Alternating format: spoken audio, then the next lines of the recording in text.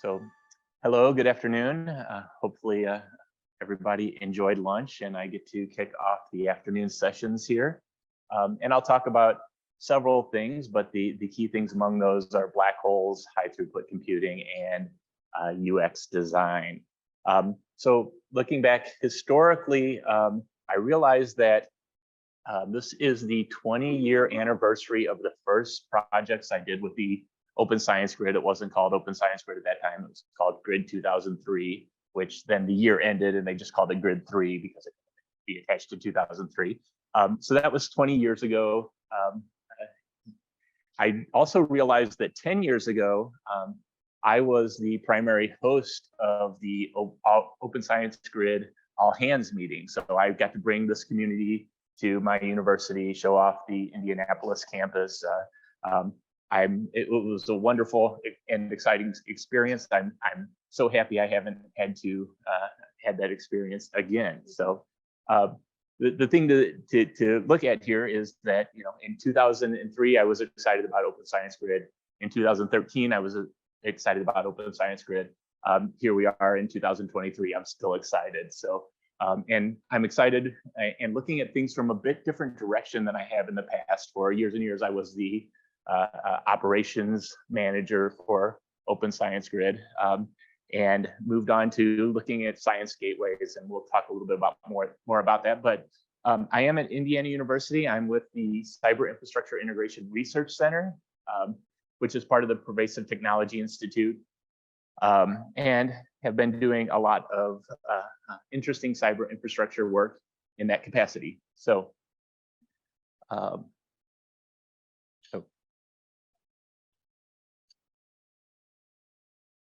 and we'll look at my first slide and hear stories about the past because my clicker isn't working. Oh, maybe I just don't know how to press buttons. Okay, so what we'll talk about today here is I'll recap a little bit of what CK talked about in depth, just to set the stage, and also for anybody who maybe wasn't here yesterday, who just joined today, or who is online and may not have seen that. I'll briefly recap what CK talked about with the Event Horizon Telescope. And then we'll talk a little bit about how this project came to be. In fact, it has its origins in the 2022 OSG All Hands meeting, which was online. But this is directly work that came out from some previous work we had done at that point. We will then look at how we plan on focusing on the user experience and concepts of UX design to design a gateway that really allows not only the expert users of EHT or the expert researchers in EHT to do analysis, but it will allow novice users and incoming users to leverage the power of the resources provided by the Open Science Grid. Then we'll real quickly cover the project structure and goals. This is a 1-year eager funded project. So it's going to happen very, very quickly. And then we'll look at what since it's such a short project, we're already looking, of course, at what comes after this. So we'll look at what's in store for not only Event Horizon, but what's in store beyond that. So real quickly to recap, and I'm gonna read some of my notes here because I'm not an expert on the science.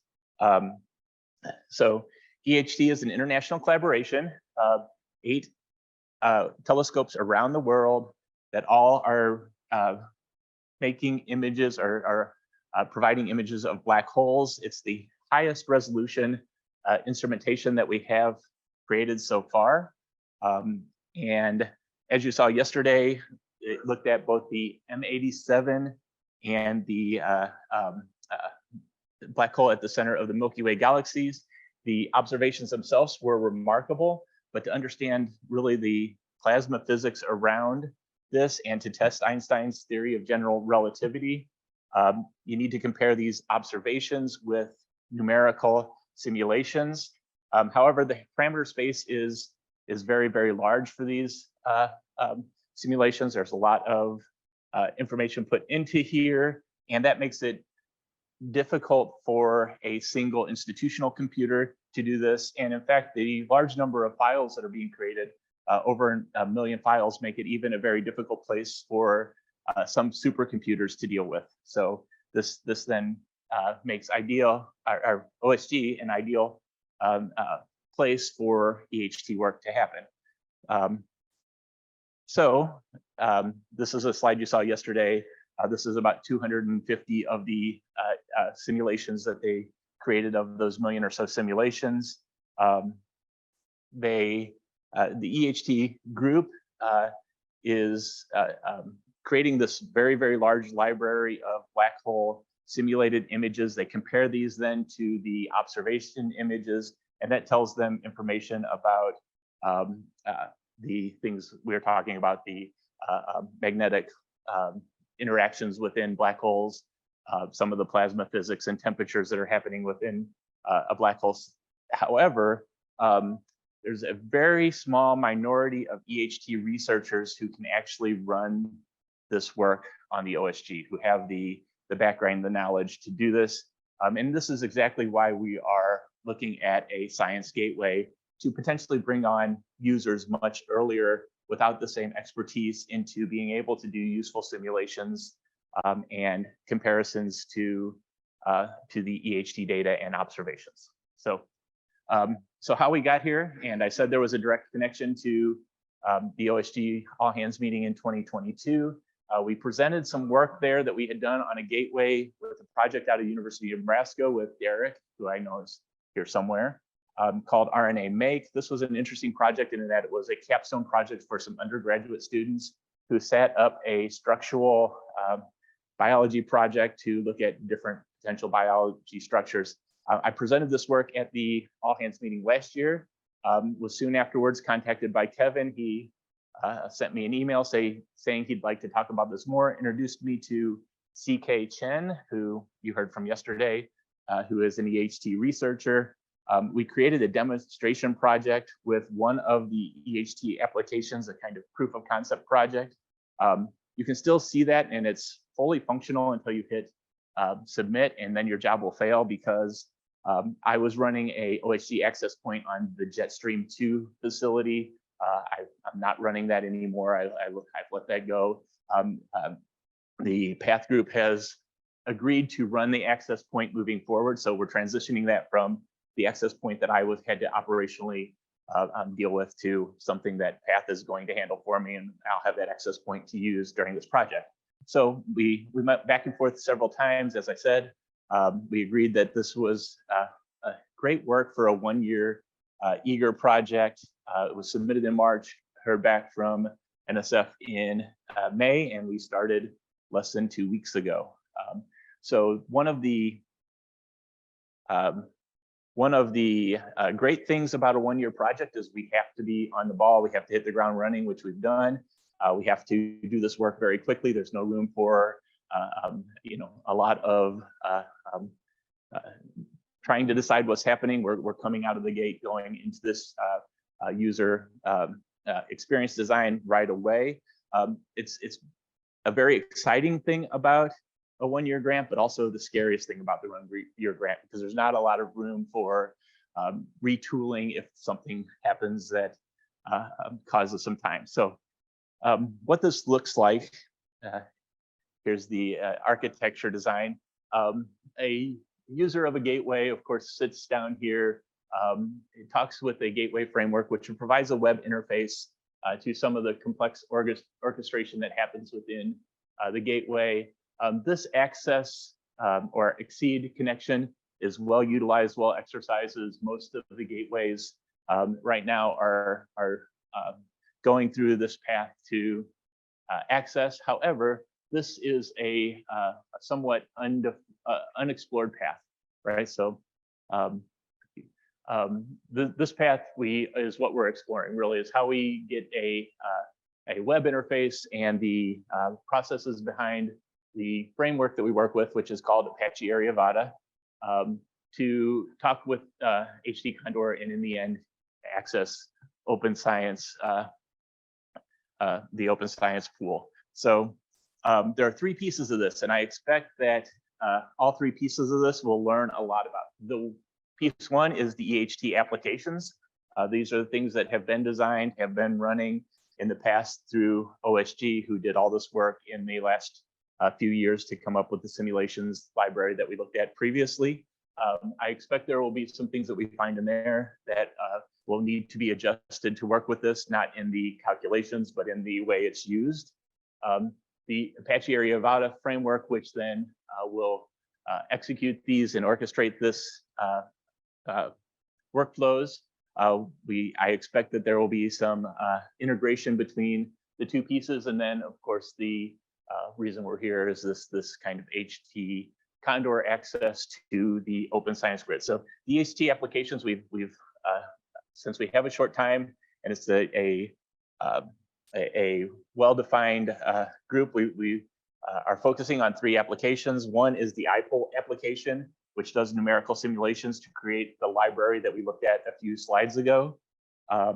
There's a Simba application, and that runs theoretical synthetic data, prepares synthetic data, and that allows them to look at it to make sure that the noise in the instruments and the they're doing an accurate model comparison and the theoretical interpretation is correct. So Simba basically generates a lot of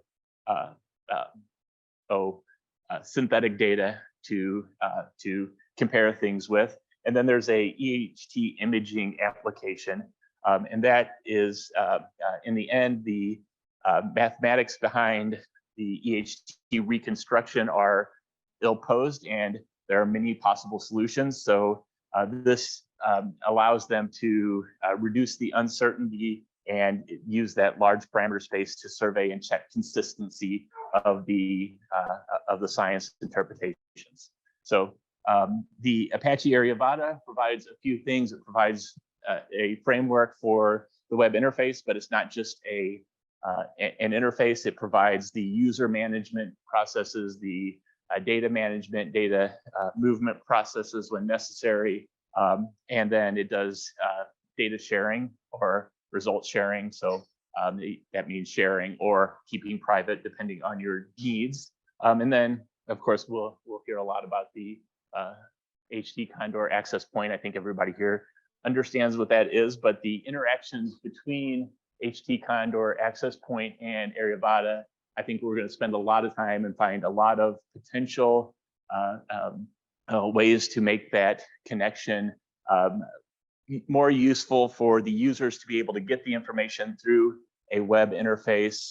And I think that's where we'll spend a good deal of our time, though, is that communication between the access point and the a website, and making sure that the user has all the updates necessary and all the information necessary when the run is in place, and then all the data gets delivered in the proper way. So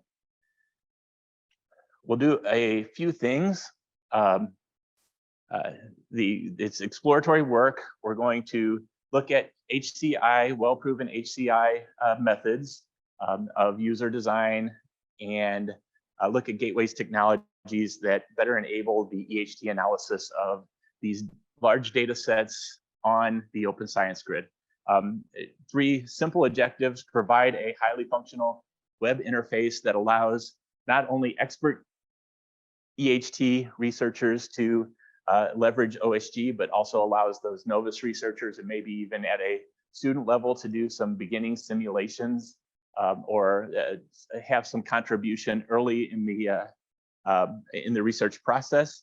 Then we'll look at the technical hurdles that allow gateways in general to access HTC resources, and finally provide some strategic outreach to the astronomy community beyond EHT, but also other potential places where we could amplify the resource pools that are, thank you, put forth by OSG. So I've talked too much already, so I'm going to go through a few of these very quickly. We decided to focus on the user experience, and we have a graduate assistant who is with us, who is going to really go in depth about what the user needs, not only the expert user, but the novice user of EHT needs, what their challenges are, And we'll use kind of a iterative approach of defining the problem, defining the solution space, and then developing to that. And then, of course, this is iterative. So then once you have a solution in place, you start over in what that solution brings and how to discover and define new problems to make it better. So again, very short process. So we'll run through with a few of the applications. We'll run through this process twice to make sure we have it as usable as possible by EHT at the end of the process. And this, of course, promotes that iterative exploration and the idea generation to happen at the researcher level. And we'll take this all in, hopefully design an interface that then addresses all the challenges of the researcher. So I won't go into this in depth because I know I have only about 4 minutes left. But in this double design process, there's the defining the problem, developing something, coming up with a solution, and then defining the problems with the solution so you can then continue down this process. A few of the tools and methods we'll use to that are heavy user interviews with the University of Arizona postdoc who will be working on this project, and then a task assessment that allows us to look at how many times somebody is doing different tasks, the ordering of those tasks, the hierarchy, where there may be a dependency on one task on another, and then streamline these within the interface that we provide. So what does this all mean? We're in the end going to integrate the 3 identified EHT applications with Apache Area Vada and leverage the OSG as the end resources. We'll provide a roadmap for HTC usage in future gateways. Apache Area Vada is one framework. It's not the only framework. There are other gateway frameworks that we hope to provide some insight to them as to how to, in the end, leverage OSG researchers. And then we'll introduce these concepts in the astronomy community and beyond. CK seems to think that there's a lot of other astronomy projects that are not EHT that could leverage science gateways and the open science grid. But we're not only interested in the astronomy projects, we're interested in many other projects. So I'm not going to go through the timeline of deliverables, just to say that we have lots of deliverables in a year before we are standing here again, hopefully talking about the success and maybe demoing a very cool EHT gateway. But there's lots happening in a very short time. What's next is interesting. As I said, short time, we have to think about what's next. We have a year to accomplish this, but then what do we go on to? I think the UX design will reveal some usability issues in the EHT software, in Apache Area Vada, and in the OS pool. And these will then, we can all learn from the design issues that we identify. There are many EHT adjacent projects in astronomy that could then benefit from the work that we do and may want their own version of this. Then, of course, there are other communities within OSG that are not astronomy communities, I think, that could benefit from being able to have their novice users jump on board much quicker than they currently, and not have to have the somewhat expert user before they get the full utilization. And I would like to see where, at this point, the access resources are somewhat plug and play, at least in Apache Area Vada. I'd like to have a module where you just select OSG is your resource that you want to use. It's transparent, again, to the users.